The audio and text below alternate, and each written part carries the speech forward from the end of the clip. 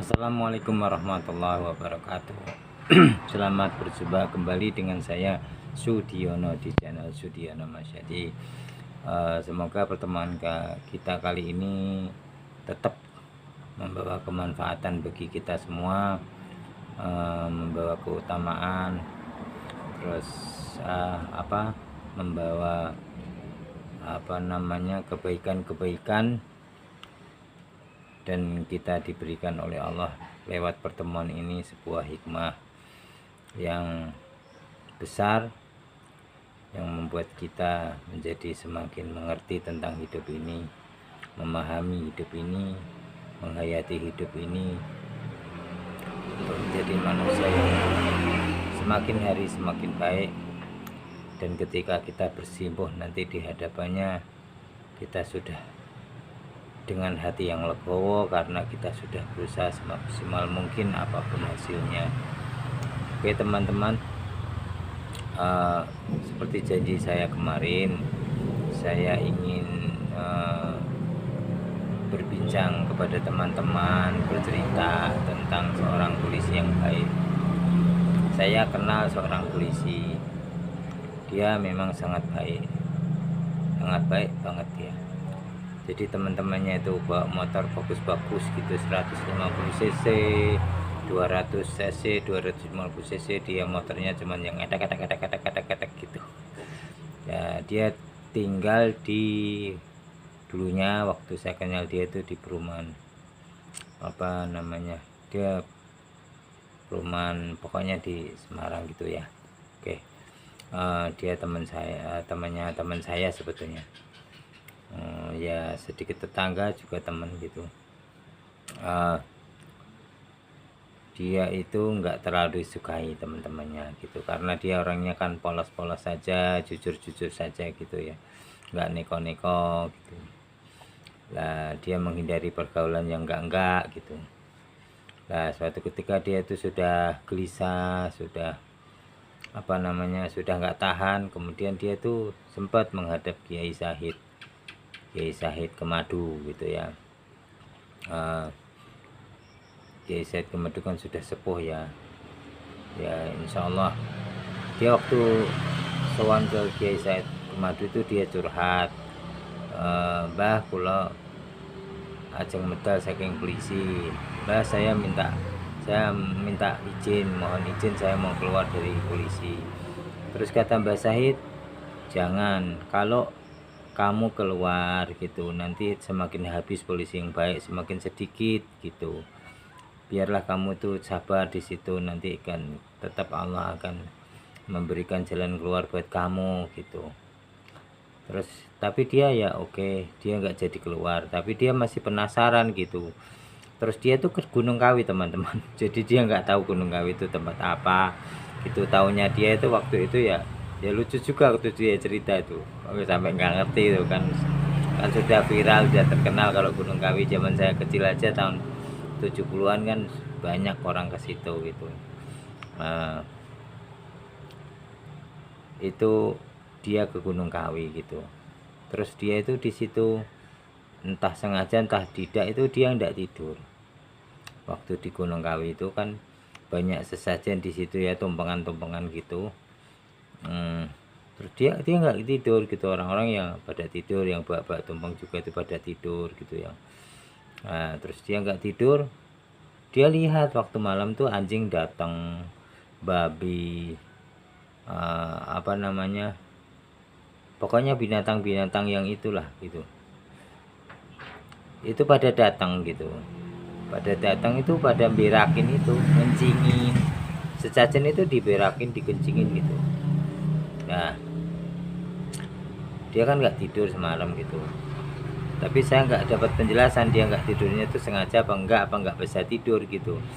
Itu terus kalau pagi itu disuruh makan sama orang-orang, juru kuncinya itu ya makan, ya silakan dimakan semua, tapi dia nggak ikut makan. Dia bilang sudah kenyang lah apalah gitu, dia beralasan gitu, karena dia kan ya nggak enak juga dia mau ngomong juga, akhirnya disimpan dia juga sendiri. Orang kan ke situ kan niatnya juga kebanyakan salah kan gitu, pengen minta kaya atau apa gitu. Jadi ada yang memang sudah niat gitu.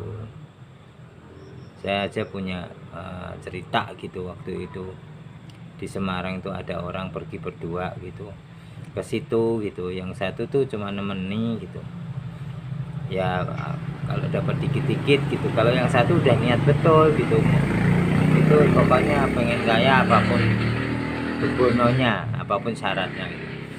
Nah itu waktu dikasih mie gitu, suruh makan itu, yang satunya tuh ngelihat bahwa mie nya itu, maaf ya teman-teman, mie nya itu kuahnya darah gitu, dan mie nya itu usus gitu. Itu yang satunya tahu, terus dia bilang nggak mau makan yang satu gitu. Dia lihat gitu kan, nggak mau makan. Yang satu dibilangin, yang kamu makan tuh apa, coba lihat yang bener-bener tuh yang kamu makan apa. Yang dibilangin juga gini, udah tak niatin gitu ya, dia makan sampai habis gitu. Yang satunya nggak mau makan, dan sampai di rumah bener yang satu tuh nggak lama gitu, kemudian ya terus kaya gitu, dia menggandakan uang, semakin kaya gitu lah. Terus itu sampai beli rumah sampai 3 gitu, jadi rumahnya dia, terus sebelahnya dibeli juga, dibuat kos-kosan gitu, terus dia beli lagi gitu sampai, terus dia tapi mobilnya nggak mobil mewah banget, mungkin dia kesukaannya kan mobil hardtop gitu, dia belinya mobil hardtop gitu. Nah ini sisi lainnya, yang teman saya tadi kan waktu itu kan ke Gunung Kawi itu sebetulnya dia bingung mau minta petunjuk sama siapa gitu loh. Terus di situ sampai 3 hari dia di situ akhirnya. Jadi dia kalau lapar ya jajan gitu, jalan di luar jajan gitu. Nah, terus dia sampai 3 hari itu sama juru kuncinya, terus dideketin sama gurunya, mas, kamu sudah cukup di sini, kamu boleh pulang. Enggak pak, aku belum dapat apa-apa di sini gitu. Kamu pengen apa? Saya pengen ketenangan. Oh gitu, ya udah nanti ikut saya gitu. Terus diajak naik tuh, terus disuruh meditasi gitu di tempatnya petilasannya Eyang Sajugo gitu kan. Di atas tuh kayak semacam kayak lorong gitu, di tanah bukit kecil gitu, ada lorongnya gitu kata dia. Terus dia di situ gitu. Terus dia di situ semedilah wirid gitu terus dia ketiduran gitu. Dia ketiduran itu, terus waktu bangun itu ada daun di dadanya, daun dewandaru gitu. Di situ kan ada daun pohon dewandaru gitu. Katanya kalau memang itu jatuhnya di mana, nanti juru kunci yang menjelasin gitu. Terus dia akhirnya cerita, ini daunnya kok di dada saya ada daunnya. Oh berarti kamu tuh nanti pekerjaannya di bidang spiritual, masalah hati, gitu, cong apa pokoknya gitu ya. Loh saya ini polisi ya, ndak tahu, pokoknya kalau di situ memang kamu di sini jatahnya kalau rezeki itu bukan di dada gitu. Kalau kalau di kepala nanti pemikir, kalau di tangan nanti ya ibaratnya pekerjaan dan sebagainya, kalau di kaki nanti bagaimana itu nggak tahu artinya saya, tapi intinya saya dapat cerita dia itu ya itu jatuhnya di dada. Kemudian dia disuruh pulang, udah cukup pulang, nanti kamu pekerjaannya itu masalah hati gitu ya. Dia bingung, dia juga pulang. Nggak berapa lama waktu dia kan kembali kerja, waktu itu dia kan cuti gitu ya. Nah, dia kembali kerja, tahu-tahu dia dapat panggilan gitu dari Polda. Dia memang kerjanya di Polda gitu. Nah, terus itu dia dipanggil sama atasannya gitu. Terus, kamu kayaknya itu ya, saya lihat itu tekun masalah agama. Ya biasa-biasa saja lah pak, saya begini aja, saya ya nggak pintar, cuman saya seneng gitu. Kamu mau nggak tak kasih bidang baru? Apa pak, kamu mau tak angkat jadi humas gitu. Nah, di situ masalahnya. Akhirnya dia jadi humas gitu. Jadi kan bagian kiainya polisi gitu kan. Bagian penyuluhan gitu ya. Ya itu masalah. Jadi dia nggak sih keluar, memang itu ya hikmahnya. Jadi akhirnya dia jadi masih polisi gitu. Nah, habis dapat cerita itu saya juga udah lama, berapa tahun nggak ketemu lagi sama dia, karena memang saya udah pindah kota kan gitu, nggak ketemu lagi. Nah itu teman-teman, jadi kita bisa ambil hikmahnya bahwa satu, teman-teman jangan seudon terhadap polisi, karena ada juga polisi yang istimewa, jadi kayak mutiara dalam lumpur gitu. Ya sama dengan kemarin-kemarin juga aku cerita masalah Habib, kayak Habib Muntir Al-Musawa, Pak Quraisy Shihab, terus guru saya juga itu saya udah ceritakan semua istimewanya kan gitu. Apalagi Habib yang dulu-dulu yang sepuh-sepuh, tentu tidak semuanya punya hubungan yang erat dengan Utsman bin Yahya gitu. Ada yang tidak ada hubungannya, dia datang sendiri, ada nggak lewat Belanda, dia datang sendiri dari Yaman ke Indonesia, itu datang sendiri gitu.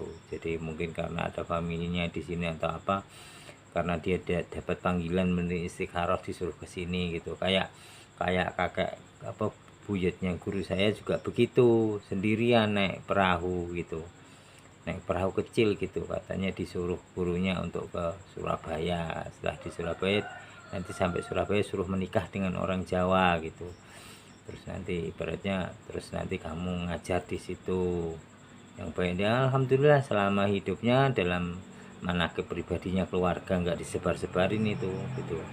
Waktu guru saya tak pujuk-pujuk suruh dicetak, diterjemahin, dicetak, nggak boleh, pokoknya ini untuk keluarga saja gitu kata guru saya. Nah ini kan yang orang luar kan pengen tahu ya, kalau pengen tahu ya tanya saya, tak kasih tahu ini soalnya kalau hal ini kan ilmu yang apa ya, ilmu khusus gitu, kalau dibuka di tempat umum itu nanti jadi nggak dihargai gitu, padahal ini kan ilmu khusus, ilmu penting gitu loh ya. Ya banyak lah ilmu tentang kesederhanaan, saya dapat bocoran-bocoran dikit lah. Intinya kesederhanaan dan kejujuran dan apa keyakinan kepada Allah itu luar biasa gitu. Jadi dalam kondisi apapun tetap yakin pada pertolongan Allah. Nah itu jadi beliau itu langsung dari Hadramut ke Surabaya gitu, jadi nggak lewat kayak yang umumnya kan diakomodasi orang Belanda gitu kan. Dia nggak naik kapal Belanda, dia naik perahu sendiri gitu ya. Mungkin ini kayak cerita-ceritanya siapa ya, Sunan Kalijogo, kayak ceritanya Syekh Jangko kan ya, mirip-mirip seperti itu gitu. Cuman ini beda masa gitu ya. Teman-teman jangan sudon dulu, nggak semuanya yang jelek tuh jelek semua, pasti Allah menyisakan beberapa orang yang baik, jadi nantinya itu bisa jadi syafaat bagi keluarganya gitu ya. Seperti saya pernah ceritakan gitu, dari dinasti Abbasiyah, dinasti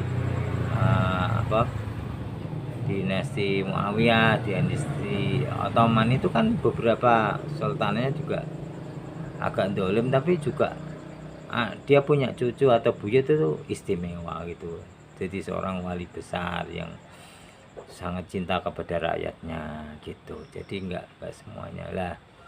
Sama dengan ini, kalau saya mau cerita tentang polisi yang baik tadi, bahwa nyatanya dia memang baik gitu loh. Jadi dokter juga gitu, nggak semua dokter matre. Penyanyi juga gitu, nggak artis. Kalau kita tahu kan ceritanya Nike Ardila lah, sampai Nike Ardila aja itu Gus Dur aja mengatakan ya, waktu dia diajak temennya untuk menemui Gus Dur kan tanya itu siapa, itu Nike Ardila penyanyi Gus, itu bukan orang sembarangan itu temenmu itu kata Gus Dur. Bahkan kalau Abah Guru Sekumpul terang-terangan mengatakan Nike Ardila itu wali gitu ya. Kalau yang mengatakan Abah Guru Sekumpul, masa kita masih nggak percaya gitu kan, ibaratnya gitu. Nah jadi kan nggak punya maksud apa-apa kalau Abah Kurusuk kumpulkan gitu. Dan lagian yang dikatakan wali itu seorang penyanyi kan nggak ngaruh banyak lah terhadap dia, nggak seperti yang saya ceritakan kemarin gitu kan, beda motifnya gitu. Nah gitu teman-teman, jadi kita mengambil hikmahnya. Jadi tidak semua itu bisa digeneralisir, bisa dikebiau ya. Di dalam lumpur pun kadang kita menemukan mutiara, yaitu ada kerang mutiara, tiram mutiara yang tersesat mungkin atau bagaimana. Jadi di dalam lumpur kan, lumpur di dalam laut kan, otomatis kan lumpur-lumpur di dalam laut juga ada tiram-tiram yang menyimpan mutiara. Nah, taunya kita kan dalam lumpur, nah, gitu. Nah, termasuk batu-batu permata, berlian dan sebagainya itu kan ya di dalam bongkahan-bongkahan batu yang mungkin tidak berguna, tidak dianggap lah tidak berharga, ternyata di dalamnya ya ada batu permatanya. Sama dengan dulu saya punya teman tuh sarjana geologi, itu kalau mengukur batuan kan batunya diukur, jadi nggak cuma ngacak itu, enggak, batunya dilihat umur batu itu. Jadi dengan teknologi ya kimia atau bagaimana gitu, dilihat umur batu itu. Kalau umur batunya sekian, volume sekian, bisa dipastikan di dalamnya ada batu permatanya. Betul, kalau udah tek langsung dipecah sama mesin, dalamnya ada batu permata gitu ya. Mungkin berlian atau intan atau apa gitu, tergantung jenis batuannya. Itu saya pernah diceritakan sama temen yang jurusan geologi. Oke teman-teman, sampai di sini, semoga ini bermanfaat buat kita semua. Sampai jumpa, semoga Allah memberikan kesehatan kepada kita untuk bisa ketemu lagi dalam keadaan sehat walafiat dan bahagia lahir dan batin. Om Swastiastu, Namo Buddhaya, salam kebajikan, santi santi santi, rahayu rahayu rahayu, salam rahayu sagung intumati. Assalamualaikum warahmatullahi wabarakatuh.